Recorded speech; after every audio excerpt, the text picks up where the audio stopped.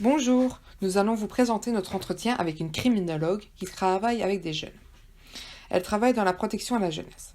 Tout d'abord, elle a commencé par faire un bachelier assistante en psychologie clinique à la Haute École de Liège, pour ensuite faire une passerelle en criminologie à l'ULB. Pour son travail au Centre fédéral, elle a refait un certificat d'aptitude pédagogique. En ce qui concerne son parcours, elle a commencé par travailler avec des adultes dans le domaine de la délinquance et a aussi travaillé dans la réinsertion socio-professionnelle dans une prison. Maintenant, elle travaille dans une IPPJ fermée. Chaque jeune a un éducateur référent et il y reste pour un séjour de 1 à 2 mois. Il y a une équipe pluridisciplinaire dont 2 formatrices par section, des éducateurs, des assistantes sociales, etc. Le public cible est composé uniquement de garçons âgés de 14 à 23 ans qui font partie du système d'aide à la jeunesse. Alors que fait notre criminologue? Elle prépare les jeunes à la réinsertion. Pour ça, elle prend contact avec des employeurs potentiels ou avec l'école pour ceux qui souhaitent reprendre les cours. Cette aide est individuelle et spécifique. Elle fait également des activités sociales, par exemple parler du sujet de citoyenneté, etc. Ensuite, nous allons aborder avec vous la journée type de cette criminologue. On a trouvé qu'il serait intéressant pour vous d'illustrer à quoi ressemble sa journée, pour que ce soit un peu plus clair. Pour commencer, il faut savoir qu'avant qu'elle n'arrive au centre, donc c'est-à-dire à l'IPPJ, les jeunes doivent déjà avoir mangé, doivent déjà s'être lavés et avoir fait leur corvée. Quand on parle de corvée, on parle ici par exemple des punitions qu'ils ont reçues à cause de leur mauvais comportement. De son côté, elle n'arrive au centre qu'à partir de 9h pile. À partir de ce moment-là, les jeunes doivent se mettre en rang, puis le groupe est divisé en 2 parties. Sa collègue part avec un groupe et elle avec l'autre. La matinée se compose donc de 3 heures de cours.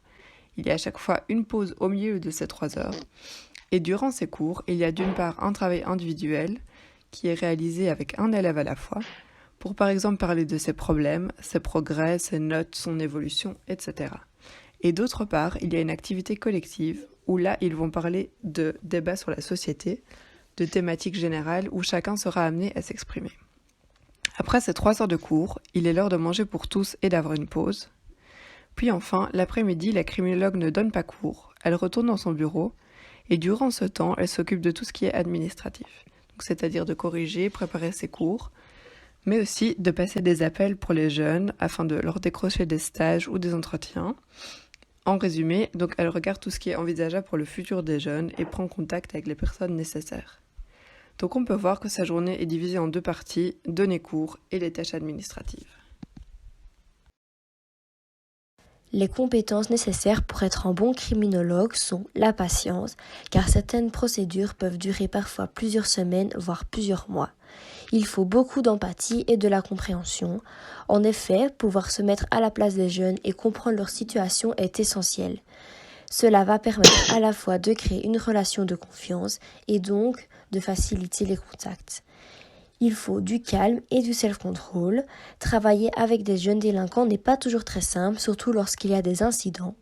La criminologue a été marquée par un événement, une émeute a dégénéré et un jeune a mis le feu à la section. Ça l'a beaucoup marqué puisque les jeunes sont fatalement enfermés à clé dans leur chambre et que le feu se propageait.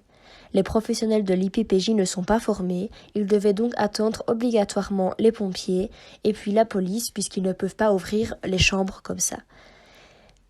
Cette situation montre qu'il faut beaucoup de calme et de self-control.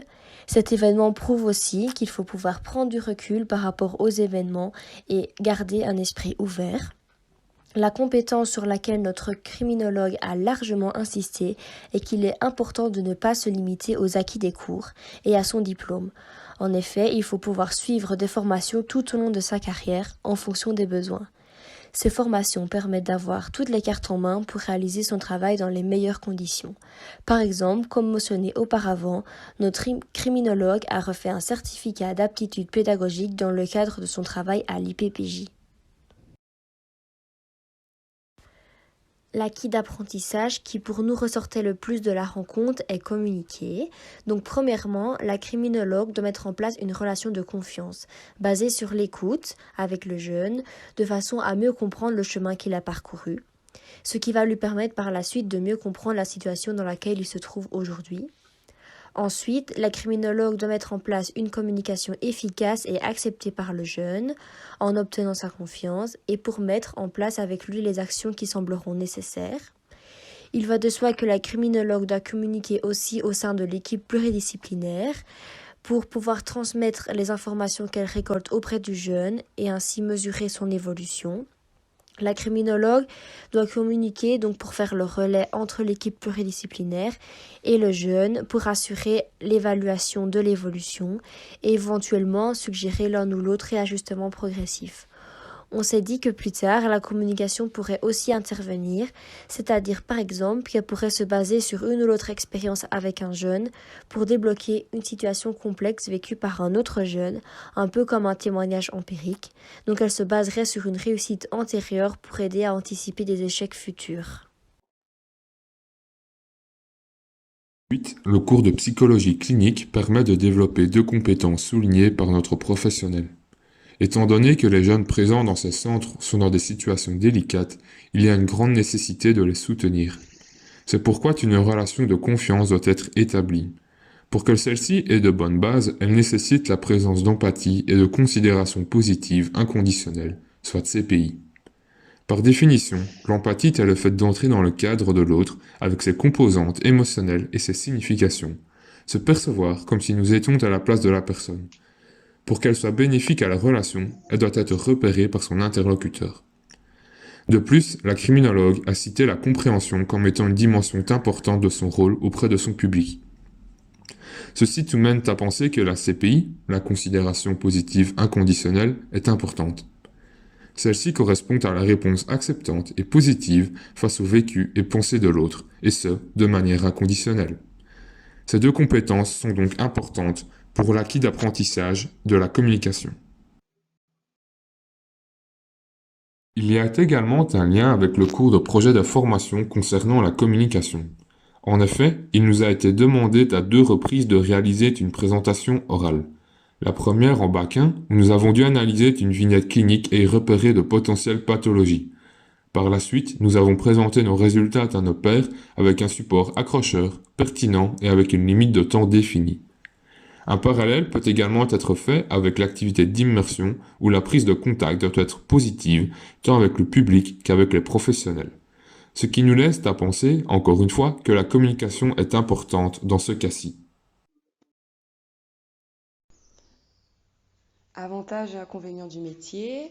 Tout d'abord, on retrouve la multiplicité des avis en équipe pluridisciplinaire parce que le criminologue, il travaille en équipe, donc on va être confronté à plusieurs avis et c'est pas toujours facile de se mettre d'accord sur les choix ou les décisions qui concernent le jeune, mais également la structure qui n'est pas adaptée pour les jeunes qui ont un handicap, que ce soit un handicap physique, psychologique ou mental.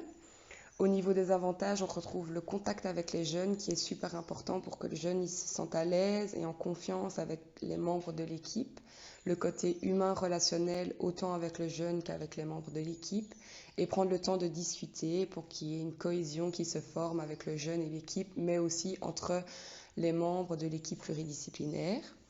Ensuite, on retrouve des stéréotypes. L'IPPJ est souvent associé à de l'agressivité, de la violence, que ce soit de la part des jeunes ou de la part des éducateurs qui les entourent. Après avoir parcouru le profil de la psychologue, les compétences requises, l'acquis d'apprentissage, les liens avec le cours, les avantages et inconvénients et également la journée type, nous en arrivons à la fin de notre présentation. Grâce à ce travail, nous avons pu nous immiscer dans le travail d'une criminologue dans le secteur de la jeunesse. Nous avons pu découvrir les enjeux qu'il y a autour de ce métier ainsi que les compétences nécessaires pour pouvoir bien le réaliser. Nous ressortons enrichis de cette rencontre avec nos professionnels. Cela nous a permis de connaître plus en profondeur en quoi consistait le métier de criminologue et plus particulièrement dans le secteur de la jeunesse. Nous avons choisi le secteur de la jeunesse dans la criminologie car une partie de notre groupe était intéressée par la criminologie et l'autre intéressée par la jeunesse. Nous avons donc fait un mix des deux. Nous espérons que notre présentation vous a plu, qu'elle vous a appris de nouveaux éléments à propos du métier de criminologue. N'hésitez surtout pas à nous poser des questions. Merci beaucoup pour votre écoute.